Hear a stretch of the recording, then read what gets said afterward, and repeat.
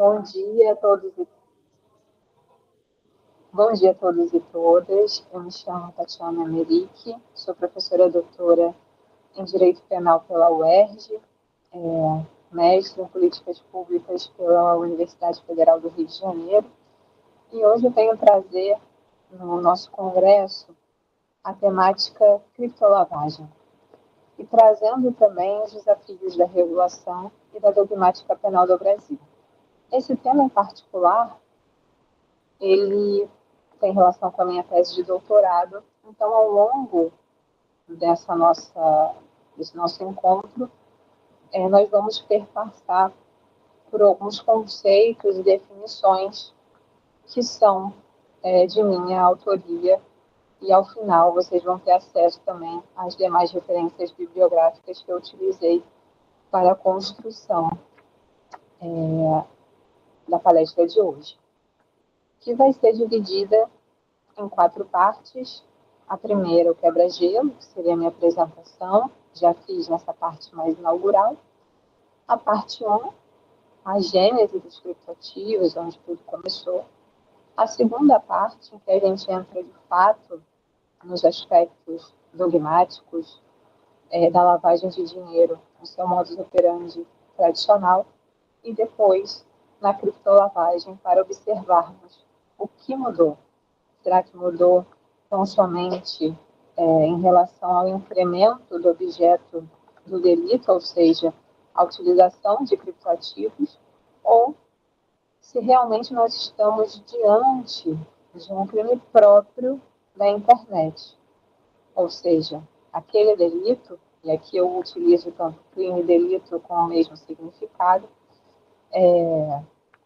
se nós estamos diante de um crime que surgiu tão somente e utiliza a internet como principal fonte para sua realização. E, por fim, nossa conclusão, que vai estar mais direcionada a aspectos para a gente refletir sobre a temática que envolve o direito penal digital, novas tecnologias e como isso interfere no atuar dos operadores do direito de uma maneira geral. Aqui eu destaco só da apresentação que eu tenho uma certificação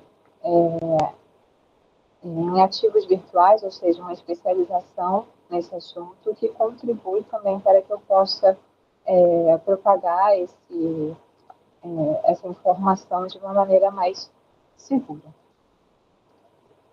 Bom, em relação à gênese dos criptoativos, eu trago aqui para vocês uma tríade, que foi como eu dividi esse contexto mais histórico do surgimento desses ativos virtuais. Eles não vão ser apresentados de maneira individual, autônoma, mas sim de maneira contemporânea e paralelamente. Porque a Revolução Industrial, ou a Revolução Técnico-Informacional, facilitou e viabilizou o avanço da criptografia já existente e também foi o cenário em que a globalização econômica se desenvolveu de uma maneira bem diferente do que em outras épocas. Então, aqui nós vamos partir da terceira Revolução Industrial, ou seja, o surgimento da era digital, o surgimento, a criação da internet. Depois, entraremos na parte da criptografia, o seu objetivo com o intuito de que a gente entenda como essa criptografia evoluiu e foi utilizada no sistema, no protocolo Bitcoin, e a globalização econômica que trouxe essa modernização dos métodos de pagamento e também dos sistemas econômicos e financeiros. A imagem traduz exatamente isso que eu falei para vocês anteriormente. A gente sai de um momento mais analógico, ou seja, dos ábacos e das máquinas de cálculo que demandavam ainda um esforço humano para sistemas completamente digitais, em que a gente observou a evolução dos processadores e das próprias linguagens, chegando ao que nós temos e utilizamos para quase tudo, né, os smartphones. E isso foi um curto espaço de tempo, ou seja, na década de 60, ou seja, no final das grandes guerras, o investimento de recursos estatais com tecnologias voltadas para informação, proteção da informação e também nesse transporte mais rápido, nós chegamos ao que temos hoje, ou seja, a internet, uma rede pública, no sentido de que qualquer pessoa que tem acesso à energia elétrica e também a um computador consegue utilizá-la por meio de seus mais variados navegadores, e também com layout intuitivo, um layout em que a gente consegue com muita facilidade entender o que a gente quer pesquisar e o que aquela página da internet está nos apresentando. Então, a gente sai do modelo da ARPANET, um modelo inicialmente 100% militar, para sua bifurcação, ou seja, a MILNET, posteriormente para um fim militar, e a ARPANET para fins civis. Com a evolução histórica desse contexto, nós chegamos na internet, no que nós temos hoje, em termos de Google, navegadores um pouco mais antigos, como Netscape, e por aí vai. Essa área digital facilitou não só a vida cotidiana, ou seja, a gente consegue realizar atividades muito mais rápidas e de maneira transnacional, ou seja, eu não preciso estar num país para estar em comunicação com outras pessoas, eu não preciso estar no mesmo lugar para fazer as transações. Então, nós tivemos aí muitos benefícios com a criação dessa rede, mas também a criação de novos riscos, ou seja, a segurança ela é projetada nesse ambiente virtual para o futuro. E o direito penal ele tentou acompanhar esse ritmo, tentando prever condutas e perigos que possam ser derivados dessa nova virtualidade. Dentro desse aspecto, eu destaco a posição do professor Silva Sanches, que a gente tem que ter muita moderação quando nós falamos na expansão do direito penal, ou seja, na criação de novos tipos, prevendo a proteção e evitando a lesão de bens jurídicos. Nesse caso, quando a gente fala de criptolavagem, já adiantando um pouco a temática, a gente está falando de um delito em que já há um bem jurídico sendo protegido pela norma tradicional. Aí depender da doutrina que vocês forem ler, a administração da justiça ou a ordem socioeconômica. E com a introdução dos criptoativos e dos delitos digitais, há um certo movimento do nosso legislativo, do nosso poder legislativo, de criar tipos penais em decorrência dessa virtualidade. Nem sempre esses tipos são, de fato, efetivos, o que traz muito mais aspectos negativos do que positivos. Ou seja, a gente expande o direito penal de uma maneira pouco razoável e, ao mesmo tempo, a gente não tem a proteção desses bens jurídicos e ainda continuamos num certo aspecto de impunidade. A segunda problemática que eu destaco no nosso slide é a disputa pela regulação da rede. Como eu falei para vocês, esse aspecto da rede, de maneira inaugural, ser controlada por um Estado, no caso, Estados Unidos, e também para fins militares, quando há essa transição da rede pública no sentido de ser distribuída e ter o seu acesso por civis, a gente também vê uma questão que trouxe uma preocupação para esse Estado-nação da perda das suas informações, da perda no monopólio de vigilância dos seus jurisdicionados. Ou seja, se eu detenho a rede, ou seja, a rede nacional de computadores, né, a rede mundial de computadores, perdão, sobre o meu poderio, eu tenho um maior monitoramento. As informações vão chegar de maneira muito mais rápida, né, na figura do Estado-nação. Quando eu começo a diluir isso, eu perco o controle. Eu não consigo impor regras, eu não consigo regular de uma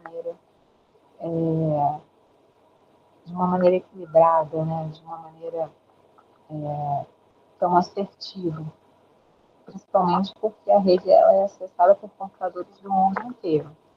Seria muito difícil, em relação à jurisdição internacional, eu ter uma lei só que pudesse atender de maneira coerente todos os países.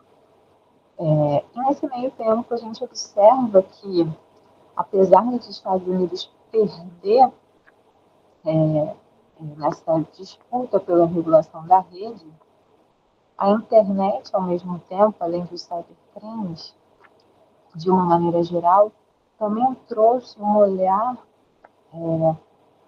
e também um olhar sobre o conceito e definição de privacidade bem diferente do que a gente tem atualmente. Então, nesse momento do desenvolvimento ali da nossa terceira revolução industrial, o nascimento da nossa era digital, a gente começa a ter uma quebra de conceitos tradicionais que a virtualidade colocou ali uma certa necessidade de revisão. Dentro desse movimento de privacidade, maior privacidade sobre o meu movimento na rede, surgiu um movimento de contracultura denominado e conhecido também como cyberpunks. Os cyberpunks, eles tinham ali como um ideal, como um movimento social, cultural, a preservação dessa intimidade, dessa privacidade das informações. Ou seja, esse movimento entendia, de uma maneira bem simples, bem resumida, que essas informações na rede, essas minhas movimentações na rede, o Estado não deveria ter o controle, ou seja, o Estado não deveria ter acesso ou não deveria monitorar. Foi a partir desse movimento que a criptografia também passa para um outro estágio, ou seja, a gente sai da sua forma mais rudimentar, ou seja, não apenas para tornar uma mensagem inteligível, ou seja, trocar uma letra por um número, ou trocar uma letra por uma outra letra na formação de uma mensagem em que só vai ter acesso aqueles dois interlocutores, mas passa por um movimento em que eu denomino aqui na nossa palestra de criptografia moderna, em que a gente vai ter todo um sistema que vai incluir ali chaves para proteger e conferir mais segurança, privacidade, integridade e autenticidade das informações e dados que estão ali em torno da comunicação. Ou seja, a gente está diante de uma evolução que vai tentar tornar um pouco mais difícil a quebra de comunicações em que seus interlocutores não querem dar conhecimento a terceiros. A gente passa, então, de uma certa simetria das chaves, ou seja, de uma chave única que vai codificar mensagens, tá? Utilizando já da criptografia moderna, para as chaves assimétricas. em que eu vou ter duas chaves, uma pública e uma privada, em que a chave privada ficará tão somente com o dono daquela informação. Ou seja, o segundo interlocutor vai ter uma chave pública em que ele, conferindo ali todos os requisitos, vai ter acesso a mensagens, isso de maneira bem simples e bem objetiva para a gente entender o funcionamento dos criptoativos.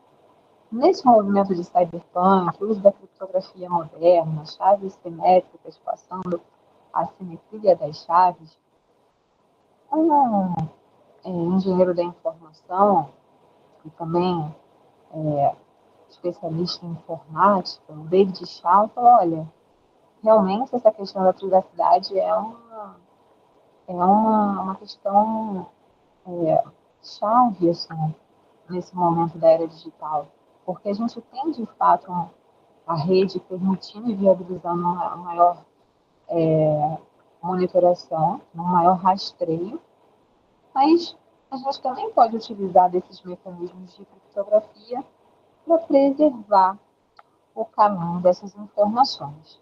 O David Shaw, ele criou a Deepcache, uma empresa, e ele utilizou essa assimetria das chaves para criar um método de pagamento eletrônico descentralizado. Ou seja, quando eu falo de descentralizado, não existe o Banco Central, por exemplo, por trás, uma autoridade nacional que vai ali reger e vai monitorar as transações, emissão de cédulas e etc.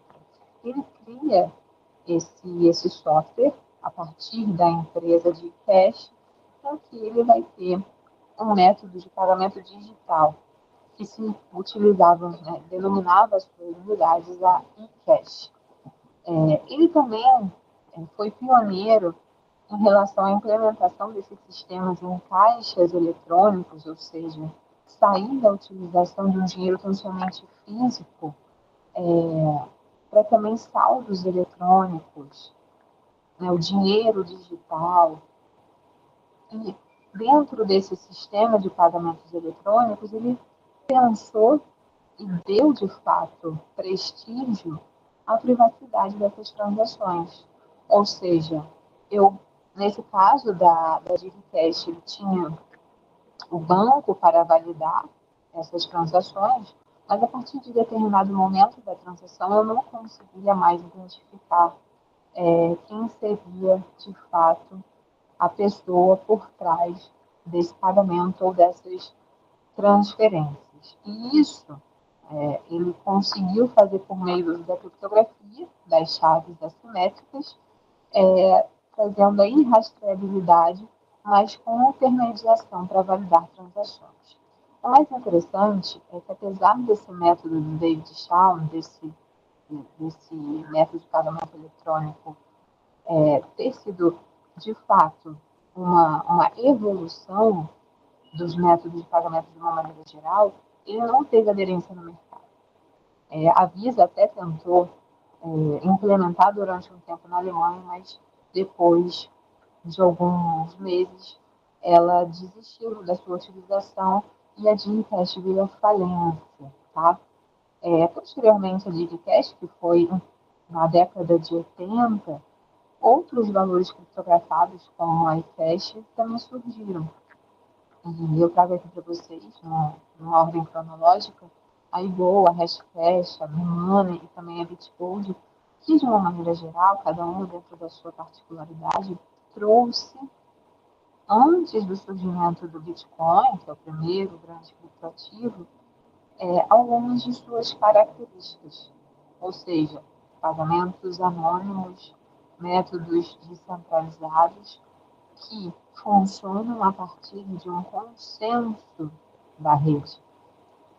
Ou seja, diferentemente do nosso Estado, que tem um método centralizado com base na confiança, nosso sistema financeiro, quando a gente fala desses ativos virtuais, criptoativos de uma maneira geral, a gente tem um sistema descentralizado com base no consenso da rede e que vai trazer e atrair valor àquele ativo, se utilizado como método de pagamento, como se moeda fosse, a necessidade da procura. Ou seja, se eu tenho mais procura, o valor no mercado vai aumentar. Se eu tenho menos procura, consequentemente, ele vai desvalorizando e, diferentemente do nosso sistema centralizado, quando eu falo de ativos virtuais, quando aquele ativo não me interessa mais como forma de investimento, por exemplo, eu posso simplesmente vender e deixar de usá-lo. O que não vai acontecer, por exemplo, com o real,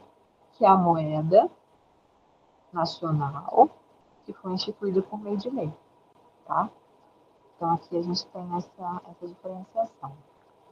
Passando para o terceiro ponto dessa tríade, que vai contextualizar a criação dos criptoativos, eu trago um momento de globalização econômica, política econômica, que vai da década de 70 e ao início dos anos 2000, em que a gente tem, de fato, uma maior vigilância dos jurisdicionados e mudança de hábitos econômicos, mudança de hábitos dos correntistas, né? Não só em relação a métodos de pagamento, mas também dos investimentos.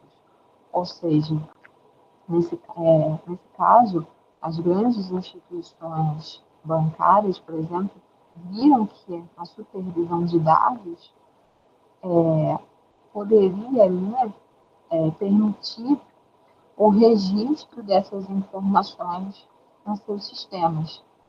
Ou seja, se eu consigo rastrear, eu também consigo observar a movimentação desse dinheiro, né, o rastro do dinheiro, e, consequentemente, até chegar no proveito de crime, tráfico de drogas, organizações criminosas. E a globalização trouxe esse aspecto de uma velocidade, de uma integração, que, ao mesmo tempo que facilita a nossa vida, quando utilizado pela criminalidade, também pode ter aspectos bem negativos. Nesse mesmo momento histórico, econômico e político, a gente observa que a globalização, por trazer essa integração de pessoas, economias, o surgimento de blocos econômicos, a gente observa que as crises financeiras, as crises econômicas, elas passam de uma afetação individual, ou seja, de um país, para todos aqueles que vão transacionar com esses Estados-nações. Ou seja, dentro da União Europeia, se há uma crise, o bloco vai ser, de alguma maneira, afetado, mas se tiver uma integração em relação a moedas e economias. Isso foi observado com a crise asiática na década de 70, interpassando os anos 90, com também a crise do subprime dos Estados Unidos, que teve a quebra de bancos importantes para a economia, onde as pessoas começaram a utilizar, né, dinheiro, vamos colocar assim, emprestado, e não conseguiam mais pagar aquele empréstimo. Então, a gente teve ali a confiança nos sistemas financeiros centralizados bem abalada. Ou seja, aumento dos juros, a crise econômica financeira, as grandes bolhas. E foi a partir desse momento que surgiu o protocolo Bitcoin, o white paper, em que Satoshi Nakamoto, pseudônimo utilizado pelo criador do Bitcoin, ele traz esse método de pagamento descentralizado, eletrônico, em que há uma privacidade por trás dessas transações, e também não há uma autoridade central por trás, ou seja, os nós da rede, ou seja, os computadores dessa rede, desse sistema, estão espalhados no globo. Realmente foi uma grande evolução, e não revolução, porque a gente observou, né, que o Bitcoin ele trouxe ali a característica de outros ativos virtuais do passado, Mas, de fato, conforme o tempo foi passando, o Bitcoin ele passa de uma mera ficção, de uma criação ali, quase que numa brincadeira de hackers, né, para o seu uso cotidiano entre as pessoas no mundo inteiro. Satoshi Nakamoto, só por curiosidade, é um pseudônimo e há várias teorias em relação a quem seria Satoshi Nakamoto. Tem gente que fala que seria o David Chaum, tem outras pessoas também que falam que como esse protocolo surgiu dentro de, uma, de um contexto cyberpunk, poderiam também ser um grupo de, de pessoas para a construção desse sistema. Tá? Então, aqui a gente está diante de um valor que é intangível, o uso de um sistema complexo que vai utilizar a blockchain e também da criptografia para validar e autenticar as transações, vai demandar também de seus usuários uma grande capacidade computacional para resolver equações alfanuméricas complexas desse ambiente da blockchain, vai ter um protocolo de fato descentralizado, sem intermediários, quando eu digo sem uma autoridade por trás, né? Poderá haver, dentro de uma exchange descentralizada, a intermediação pelos seus próprios usuários, distribuídos em nós da rede, com usuários pseudonômicos. Porque nós não temos ali dados sensíveis, nome, endereço, telefone.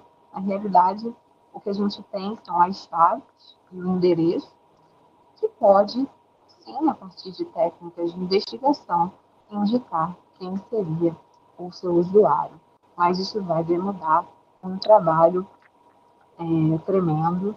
Então, a gente diz agora, na atualidade, que os seus usuários são pseudonômicos. Mas quando isso tudo começou, havia, sim, a doutrina e o entendimento de que os usuários seriam anônimos. Nesse caso, a gente observa que o Bitcoin ele traz o dado computacional, ou seja, uma informação com um valor. E um valor que vai ser atribuído pelo consenso da rede através de sua procura. É importante também a gente destacar neste momento que a blockchain ela não vai armazenar os bitcoins. A blockchain ela vem ali para colocar, na verdade, criar, minerar esses ativos, mas ela não vai armazenar esses ativos em sua rede. O que ela vai armazenar são os registros das transações. Aqui a imagem que eu trouxe, que o dia 22 de maio de 2010 foi quando o Bitcoin foi utilizado pela primeira vez para a compra de 2 pizzas.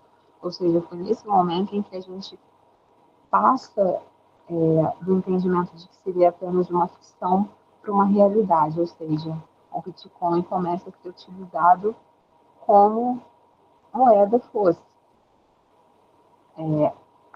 Trazendo também aqui para a gente materializar conceitos, a questão da descentralização da rede Bitcoin, ou seja, que vai distribuir o poder de processamento, vai dar esse tipo de armazenamento entre vários nós e a ausência de uma autoridade central, se contraponto ao sistema centralizado, em que há um ponto de controle distribuído por uma autoridade única através de um único servidor. A cadeia de blocos realmente, ou a blockchain, como a gente conhece de uma maneira geral, ela é um fator que veio para quebrar com o armazenamento de dados, né, com métodos antigos de armazenamento de dados. Ou seja, a gente tem a blockchain, quando a gente fala de criptoativos, com o uso de sistemas econômicos, meios de pagamentos eletrônicos, perdão, a gente tem essa finalidade. No entanto, a blockchain ela pode ter diversos fins para registro de documentos, uma blockchain pública ali, talvez, a gente possa até refletir sobre a necessidade de cartórios de nota diante dessa tecnologia, e ela tem esses registros distribuídos como visto na, na imagem anterior. No caso específico dos bitcoins, a gente observa que, apesar das transações serem realizadas e registradas por meio da blockchain, a gente tem que ter em mente que o Bitcoin não é moeda e a blockchain tampouco é um banco. Na realidade, essas palavras são utilizadas para facilitar a nossa compreensão de algo que é intangível, imaterial, a gente não consegue, né, ali, tocar, como a gente tem acesso às nossas notas, né, o real, e também a facilidade do sistema bancário. No entanto, a gente precisa observar que essa blockchain seria um software que, no protocolo Bitcoin, por exemplo, vai autenticar essas transações, vai registrar essas transações e transmitir no bloco por meio de códigos totalmente peer-to-peer. É um sistema global de pagamentos. A gente aqui precisa ter em mente, por exemplo, que a Ethereum, apesar de também utilizar a, a blockchain, ela vai ter uma dinâmica diferente do protocolo Bitcoin. Por isso que quando a gente olha o termo blockchain, a gente precisa observar o que de fato nós estamos lidando. É a blockchain para fins diversos que não para o sistema de pagamentos, é a blockchain do Bitcoin, é a blockchain da Ethereum, é a blockchain de outro criptoativo. Do que a gente está diante, tá? Então, a gente precisa primeiro partir dessa diferenciação. E também, diante desse sistema de pagamento global sem intermediário, no sistema público, no caso dos bitcoins, a gente também precisa observar que essa blockchain ela é auditável. Ou seja, eu consigo fazer buscas, auditorias dentro desse sistema, que é imutável. Então, professora, isso aí me parece um pouco estranho, porque ao mesmo tempo que a senhora fala que nós temos um ambiente seguro, imutável, que vai me proporcionar a ausência de transações em duplicidade, que acarretaria um certo risco para quem está transacionando com esses ativos virtuais, ela pode ser auditável. Sim, a blockchain é pública. E o que vai trazer a privacidade de fato dessas transações são as chaves privadas, o uso dessa criptografia. E a partir dessa viabilidade de auditoria, que os órgãos de persecução penal, quando a gente entrar na criptolavagem, vão o quê? Vão conseguir realizar a persecução e o rastreio desses criptoativos. Claro que vai demandar um esforço do Estado para que isso ocorra, né? Investimento de recursos em tecnologia, capacitação, mas isso é um ponto positivo quando a gente está tentando olhar, ter uma visão de prevenção de delitos, tá? Aqui, por exemplo, nesse slide, eu trago que a primeira geração dessa blockchain foi realmente a blockchain do Bitcoin. E a segunda geração vai estar diante dos smart contracts, que já seria a blockchain da Ethereum, em que há uma linguagem que vai ser previamente definida pelas partes como se fossem as regras do jogo. Ou seja, é como quase que numa fórmula de um contrato tradicional. Então, todo aquele desenvolvimento das transações vai ter com base nesse contrato pré-definido. Aqui a materialização da cadeia de blocos para a gente, né, conseguir chegar ali no ponto que eu estou tentando conduzi-los, e também o funcionamento das chaves nesse sistema Bitcoin. Ou seja, eu tenho a chave privada, que não deve ser compartilhada, a chave pública, que ela já é aquela que nós vamos ter acesso, e o endereço do Bitcoin, que é o que geralmente as pessoas compartilham. Aqui a gente vai ver um fluxo inerente a essa simetria das chaves do sistema Bitcoin, é que a chave privada vai auxiliar na derivação da chave pública e a chave pública também vai originar o endereço do Bitcoin. No entanto, o modo inverso é completamente inviável, ou seja, do endereço Bitcoin eu nunca vou conseguir chegar na chave pública e da chave pública eu nunca vou conseguir chegar na chave privada, que é o que vai abrir, ali fazendo uma metáfora, a porta, uma analogia, a porta da nossa casa. Professora, mas essa questão das chaves é bem complexa. Sim, é bem complexa. Porque a gente está falando de uma ciência, a ciência da criptografia, que é algo que, quando direcionado aos operadores do direito, a tecnologia da informação não é a nossa especialidade, na ciência social aplicada. Então, a gente tem, de fato, muita dificuldade na compreensão dos tipos penais, porque ainda há uma dificuldade na compreensão desses conceitos que não são jurídicos.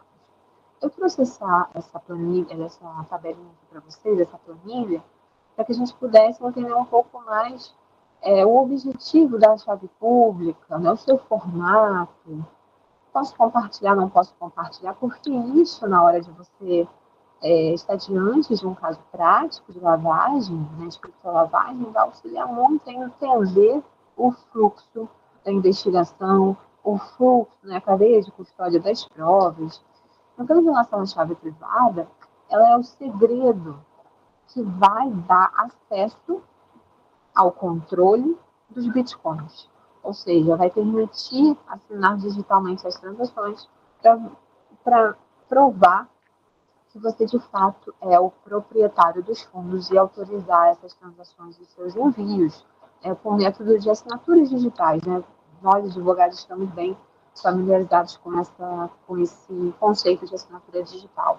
Ela é uma sequência mais longa. Por quê? Quanto mais longa for essa sequência de caracteres, mais dificuldade você vai ter para quebrar numa invasão e ter acesso a esses fundos de maneira irregular.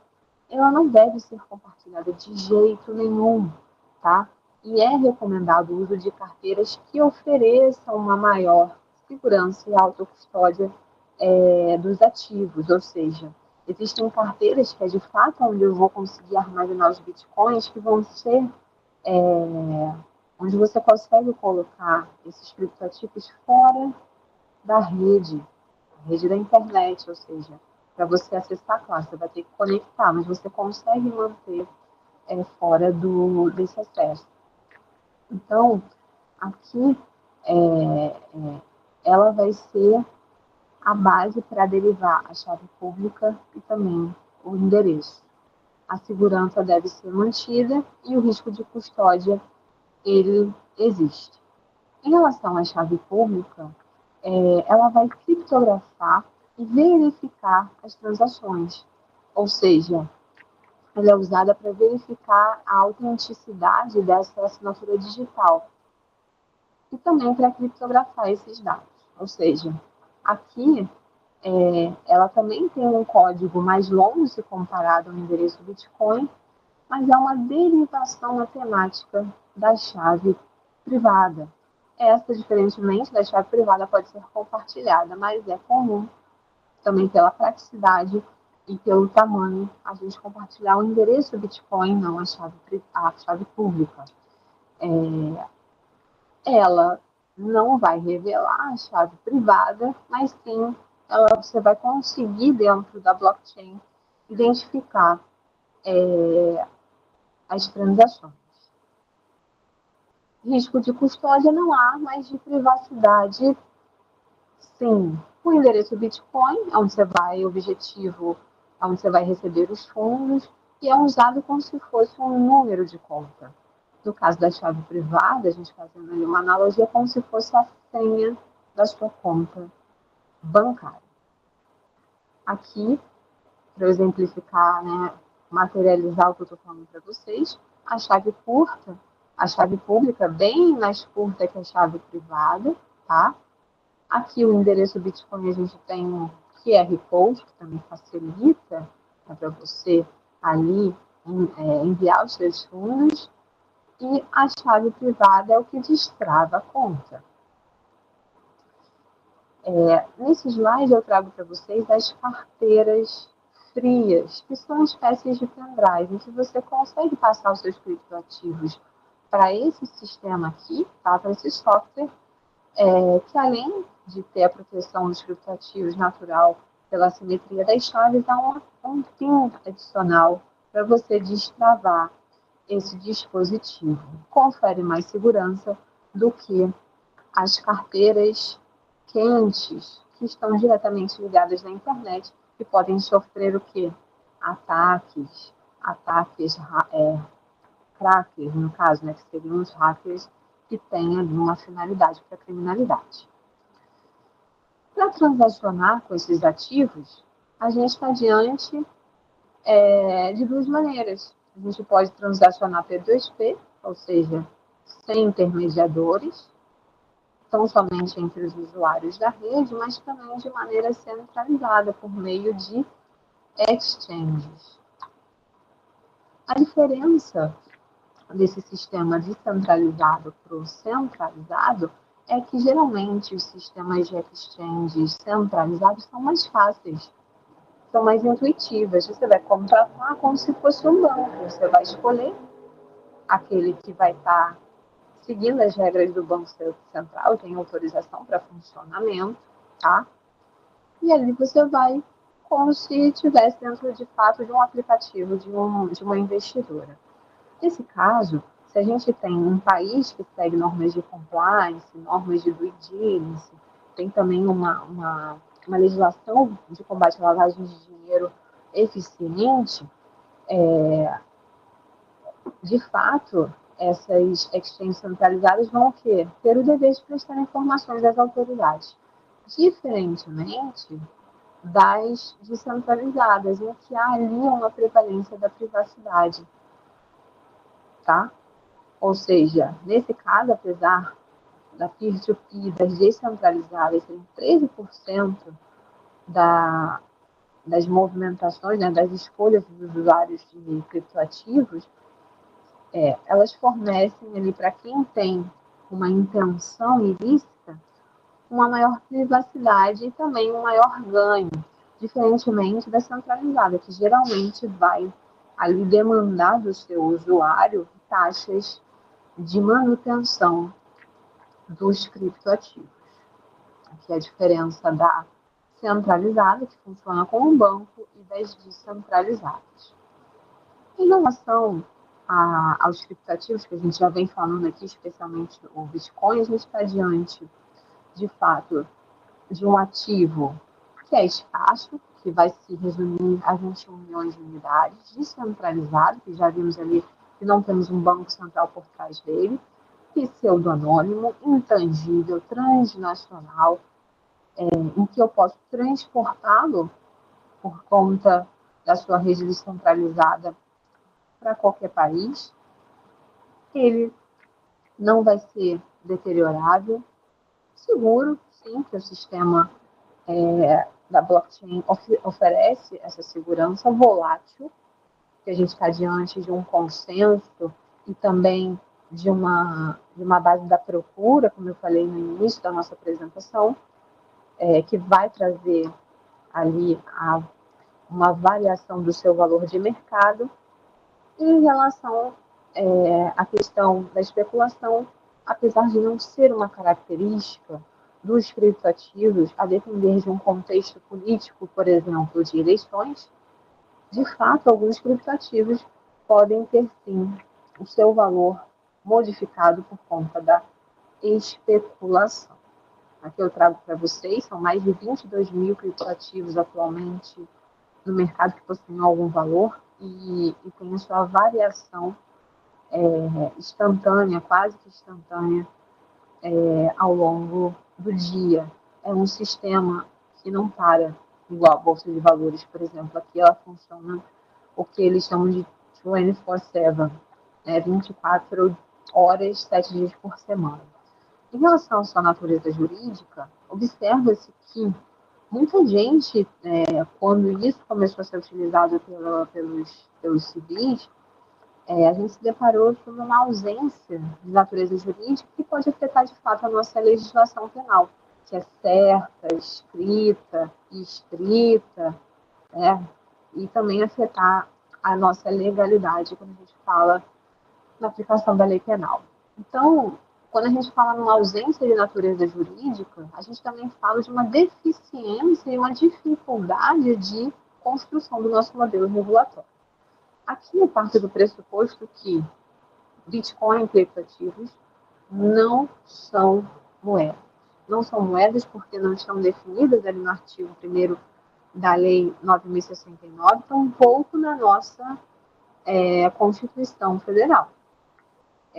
Eu trago aqui um exemplo disso, para contrapor essa minha fala, o caso de El Salvador, que instituiu o Bitcoin como moeda de fluxo nacional. O que não ocorre no Brasil também não ocorre com outros países ao redor do mundo. Nesse caso, quando a gente não tem uma legislação que vai definir especificamente se o Bitcoin é ou não uma moeda de fluxo corrente nacional, a gente tem uma função, o uso do Bitcoin, uma função anômala de moeda. Ou seja, eu vou utilizá-lo como unidade de conta, reserva de valor e meio de troca, mas de forma paralela ao sistema nacional, tá? Ele pode ser considerado valor mobiliário? Pode. Se ele se enquadrar no que está disposto no artigo 2º da Lei 6385 de 76. Pode ser, de fato, considerado um bem? Sim, um bem lato sensu. E um ativo? Sim, um ativo que possui valor, um valor financeiro, de acordo com a nossa instrução da Receita Federal 1888 e a sua atualização de 2019.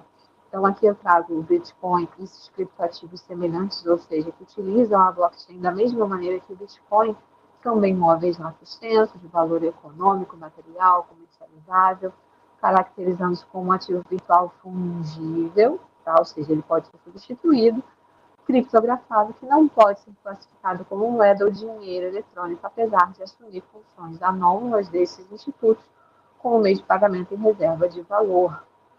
Em relação à taxonomia, isso é um desafio regulatório, a gente não tem um sistema no nosso ordenamento jurídico que vai trazer de maneira equilibrada, de uma maneira centralizada, o conceito de criptoativo e também o uso de uma única nomenclatura. Então, a gente tem a Receita Federal falando em criptoativo, a gente tem o marco regulatório chamando eles de ativo virtual, a doutrina em geral fazendo uma confusão, moeda virtual, criptomoeda, a CVM chamando de token de pagamento, e o DREC, que muitas pessoas acham que são criptativos, na realidade são, porque utilizam da blockchain no formato de smart contract, mas na realidade é uma moeda eletrônica que vai ter ali o seu rastro no real. Aqui o artigo 3º da 14478 de 2022, que vai, por exclusão, trazer o conceito de ativo virtual e já coloca de maneira bem direta. Não é moeda nacional, não é moeda estrangeira, não é moeda eletrônica. Também no parágrafo do artigo 1º diz que não é valor mobiliário. Então, a gente tem, nesse caso, uma confusão nos aspectos de taxonomia, ou seja, de classificação e também de natureza jurídica, que traz o quê? Uma segurança jurídica para o nosso sistema. Ou seja, insegurança jurídica para eu aplicar a norma, e especialmente a norma penal. Tá? Aqui eu trago o que eu entendo que seria a melhor taxonomia, ou seja, dividindo ativos digitais entre moedas eletrônicas e ativos virtuais. Moedas eletrônicas seria o Drex, por exemplo, ou aquele saldo representativo da nossa conta bancária. Ativos virtuais, como uma modalidade diferente, ou seja, que não vai ter ali um fluxo nacional, e podendo se dividir entre centralizados e descentralizados, centralizados que podem ser geridos por pessoas físicas ou jurídicas, como as milhas, aqueles pontos de loja que a gente consegue trocar por produtos, por exemplo, e descentralizados, que não vão ter intermediários, os intermediários vão estar dentro daquele consenso, dos próprios usuários, que seriam os criptoativos, que podem ser valores imobiliários, os tokens e os criptativos, como os bitcoins, que estão aqui, ó, nesse primeiro quadrado. O seu uso não é ilegal, ele vai ser um uso paralelo ao nosso sistema financeiro e funciona, e botando assim de uma maneira bem esdrúxula, como se moeda estrangeira fosse. Eu posso usar o dólar, né? Eu posso transacionar com dólar. Isso não vai afetar o meu sistema nacional, tá? Em relação à regulação internacional e nacional, a nacional, eu comentei com vocês que a gente já tem um marco regulatório dos criptoativos, a Lei 14.478 de 2022. No mundo, a gente também teve um movimento que influenciou na criação desse marco regulatório dos criptoativos. Esse movimento regulatório, principalmente, teve como base as leis de lavagem de dinheiro, o reporte de informações à autoridade de persecução penal, de fiscalização, para monitorar as transações. Então, a gente observa que esses aspectos do delito tradicional também foram interferindo na evolução do movimento regulatório dentro da legislação internacional e da legislação nacional. A gente observa que o GAFI, muito conhecido ali pelas recomendações em relação à lavagem de dinheiro, também trouxe uma série de recomendações para os ativos virtuais. A OCDE também, e o FMI, no tocante à sonegação de criptoativos, também trouxe a sua preocupação e algumas recomendações. No mundo, eu destaco principalmente o MiCA, que é a regulação da União Europeia em relação aos criptativos, e no tocante aos Estados Unidos, a Lei Clarity e Genius Act, que vão trazer não só em relação a criptativos de maneira geral, mas também uma regulação das stablecoins, que são ativos virtuais com lastro em moedas fiduciárias, ou seja, real, euro, dólar, trazendo nesse ponto atual que os Estados Unidos entendem os criptoativos como uma reserva estratégica. E, por isso, essa preocupação de uma regulamentação para que possa ali definir o seu uso. Com toda essa influência, o Brasil, em 2022, publica a Lei 14.478, que traz ali um conceito excludente o que seria criptoativos, mas principalmente uma preocupação com as prestadoras de serviços de ativos virtuais, que são o quê? As exchanges centralizadas. Ou seja, o reporte dessas informações, que tem toda a dificuldade lá da blockchain, da criptografia, das equações matemáticas alfanuméricas, aqui o Brasil, no marco regulatório, se preocupou com o canal em que as pessoas mais transacionam com esses ativos, que são as exchanges centralizadas, ou prestadores de serviços de ativos virtuais.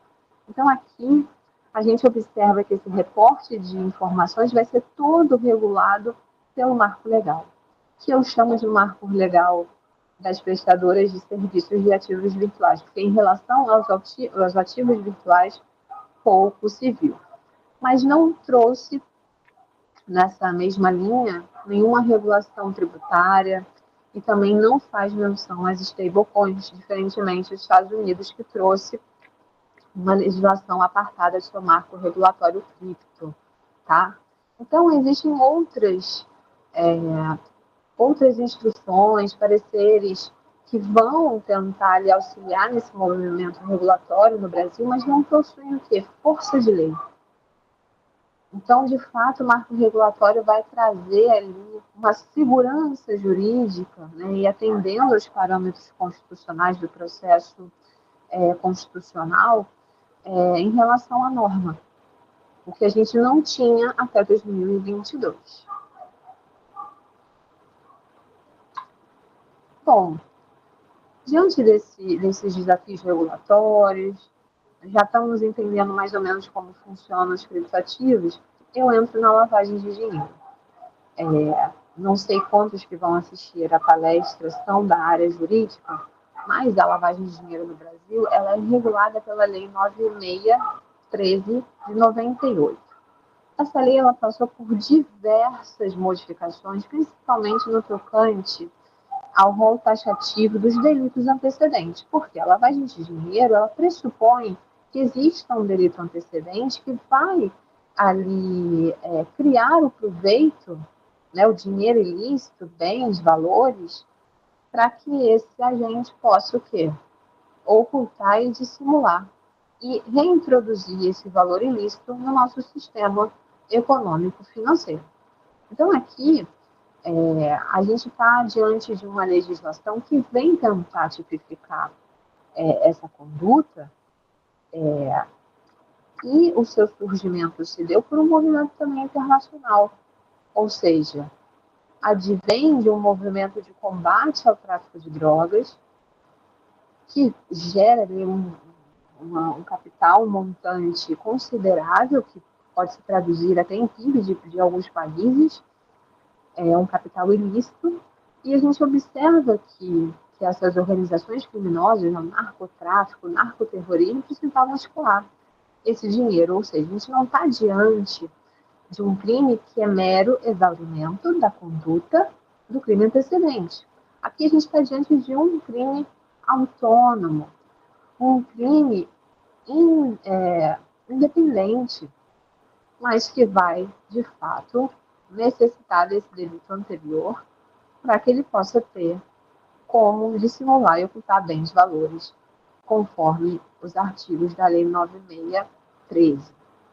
As medidas de prevenção, a gente observa, também vão ser atreladas às medidas de reporte de informações, controle, né, dos jurisdicionados, registro dos clientes e das instituições, aplicação de medidas de compliance, o próprio COAF como órgão de inteligência financeira, e práticas de conhecer o cliente, conhecer a transação, né, conhecer a moeda que se está transacionando. Aqui a gente observa que os verbos do tipo do delito realmente vão ficar entre ocultar e dissimular no artigo 1º e também nas modalidades equiparadas. As fases da lavagem vão auxiliar a gente também a identificar esse processo que é praticado pelo sujeito ativo do delito. Ou seja, ele vai pegar os valores, bens da conduta anterior, por exemplo, do tráfico de drogas, e ele, para ocultar a ilicitude desse recurso, ele vai fracionar esses valores, ele vai transferir para contas de laranjas, né, de terceiros, vai fazer uma mescla dos fundos com fundos que de fato são lícitos. Posteriormente, ele também vai dissimular, ou seja, ele vai tentar quebrar a cadeia de evidências, ou seja, pegar esses valores e colocar em paraísos fiscais em que não há ali um controle, né, uma prestação de informações. Também offshore é muito utilizado para tentar dissimular essa ilicitude. E a última fase seria a fase de integração, onde a gente coloca o dinheiro lícito, mas com características de licitude no nosso sistema, ou seja, o fundo é aparentemente lícito, depois de todo esse processo que de fato é uma lavagem. Eu coloco o capital ilícito, por meio de todas essas técnicas, ele sai ali aparentemente lícito, limpo, onde esses sujeitos ativos vão começar a empenhar esse capital. compra de patrimônio de alto valor, imóveis, obras de arte, investimento em negócios todos legítimos. Ou seja, como se o dinheiro realmente fosse, entrasse de negócios regulares. A partir desse momento, desse contexto de globalização econômica, rede de computadores, criptoativos, a criminalidade observou que, de fato, diante dessas características dos criptoativos, pseudonimimato, uso da criptografia, inteligibilidade, isso era interessante para os negócios ilícitos, tá? E chegando já nesse momento final dessa nossa palestra. E eu entendo aqui que a criptolavagem, que eu entendo que é a lavagem por meio dos criptoativos, que esse novo modus operandi, na realidade, é um delito impróprio da internet, ou seja, os criptoativos eles são introduzidos como um novo instrumento do crime, mas que não dá a necessidade, não traz uma necessidade do legislador de criar um novo tipo penal específico para isso. Ou seja, como vocês viram na natureza jurídica, eu entendo que o criptoativo é um ativo e um bem lato sensu.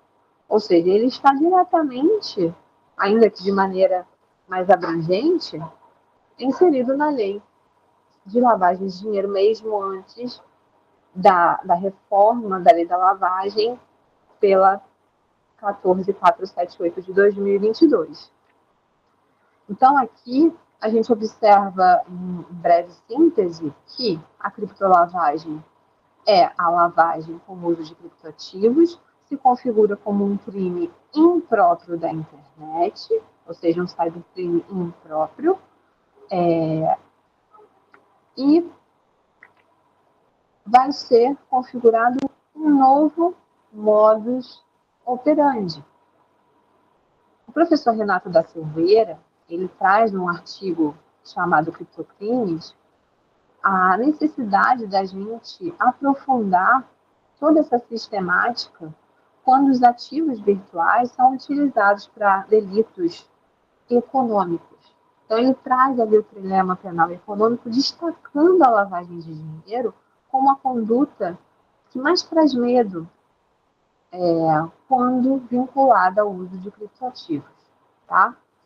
Então, aqui, a gente está diante das mesmas características, no entanto, características do tipo, no entanto, esse modus operandi vai ocorrer uma sistemática diferente.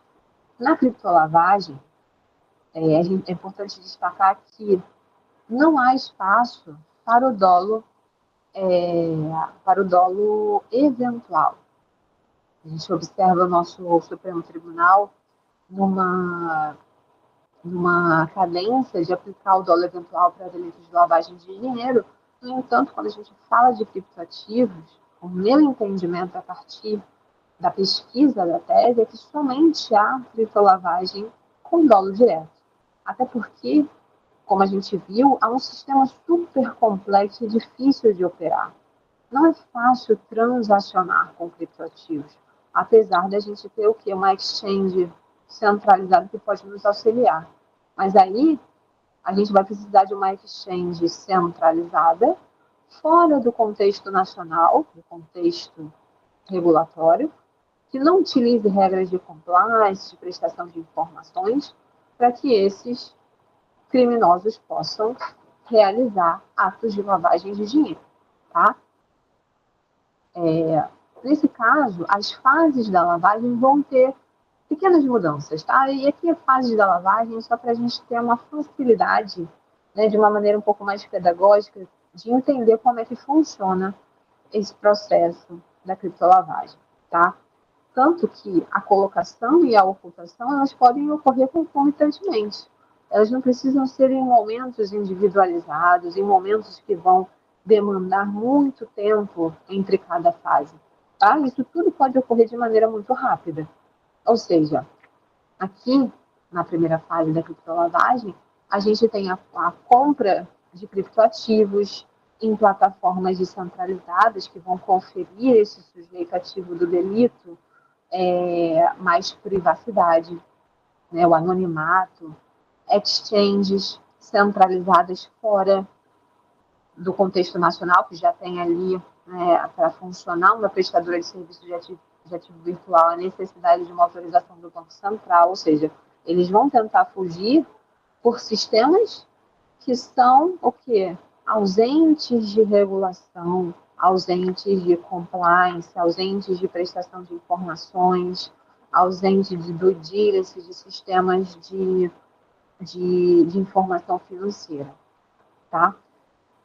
E também eles vão utilizar de caixas eletrônicas de criptoativos para facilitar essa colocação dos valores. A segunda fase, que já está na ocultação, a gente tem o uso de mixers, tumblers, que seriam ali um sistema, um software que vai embaralhar essas equações alfanuméricas, ou seja, vão colocar códigos novos em que você não consegue identificar a chave privada daquela pessoa. Troca de plataformas, ou seja, eu comprar Bitcoin, pegar esse Bitcoin, transferir, né, pegar esses valores e transferir para a compra de Ethereum ou de outros criptoativos diferentes, o que eles chamam de operações de chain hopping, e também a própria autocustódia.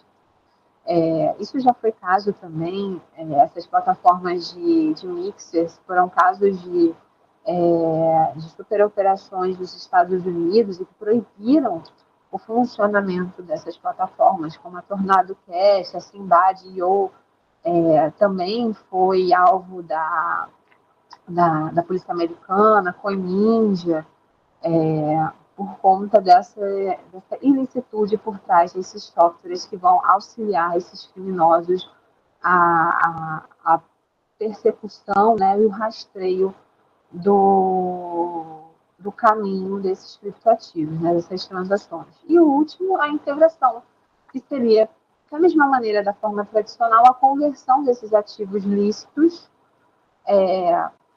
desses criptoativos em moedas fiduciárias, compras de imóveis também com criptoativos, não há nenhuma necessidade de transferência de criptoativos para a moeda fiduciária, já há compra de imóveis com ativos virtuais, cassinos online, bets, compras de obras de artes digitais, que seriam os NFTs, por exemplo. Aqui é método de investigação, e que eu trago a foto do caixa eletrônico de criptoativos, as carteiras que também vão conferir esse maior anonimato, onde esse sujeito ativo vai retirar da rede esses valores. O uso de criptoativos que vão conferir em sua tecnologia uma maior privacidade e anonimato, como a Zcash e a Monero, que já tem naturezas intrínsecas de privacidade, diferentemente do Bitcoin.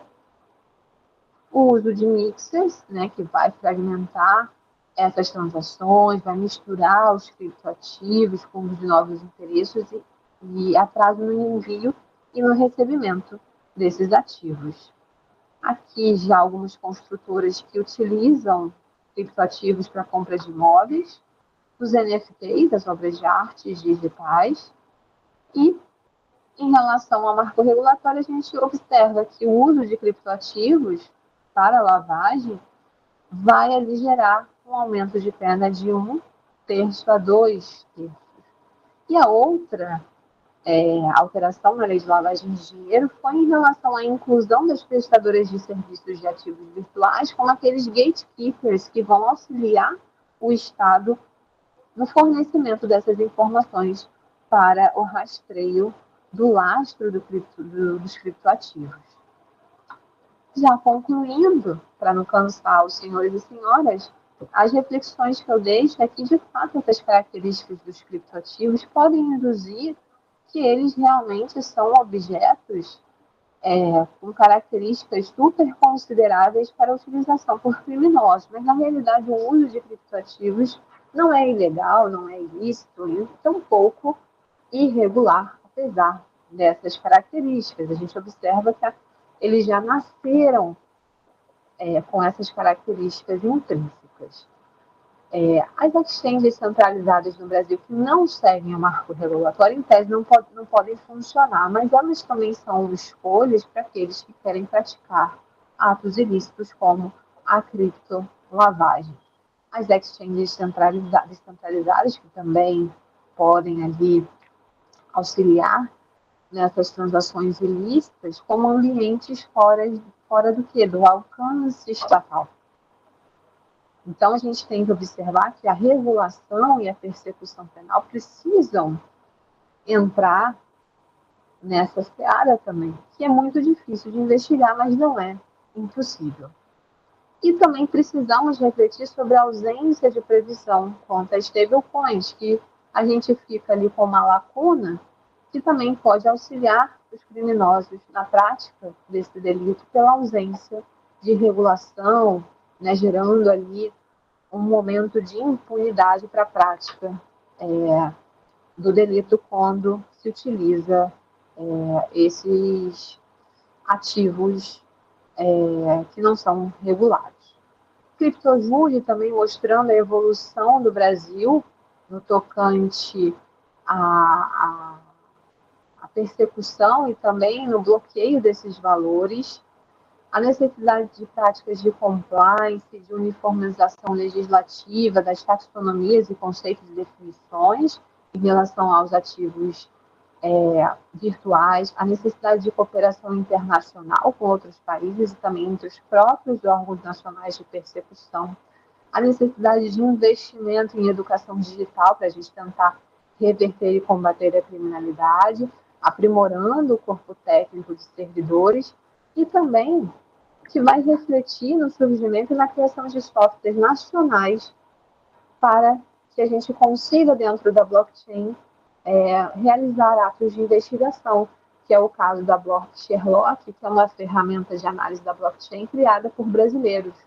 Isso é bem interessante e para a gente refletir que é um mundo muito novo e que vai demandar da gente investimento, estudo, para conseguir reverter a situação da criptolavagem, que hoje a gente tem diversas operações da Polícia Federal, da Polícia Civil, e casos, por exemplo, o farol do Bitcoin, o CryptoBoy, dentre outras, que trouxeram, principalmente ali naquela fase da Lava Jato, essa dificuldade para os órgãos de investigação, que se depararam com essa questão sem ter as ferramentas necessárias para a sua persecução, né, para se chegar ali nesses valores que estão sendo utilizados de maneira ilícita por criminosos. Aqui eu deixo as referências bibliográficas para quem quiser continuar a pesquisar, se interessar pelo tema, que podem auxiliar a vocês, pesquisadores. Encerro por aqui, eu fico à disposição para qualquer dúvida, material que vocês quiserem, vocês podem me procurar nas redes sociais, fala que assistiu minha palestra, que eu adiciono por lá, ou também no LinkedIn, podem ficar à vontade em relação a isso, tá bom? Muito obrigada.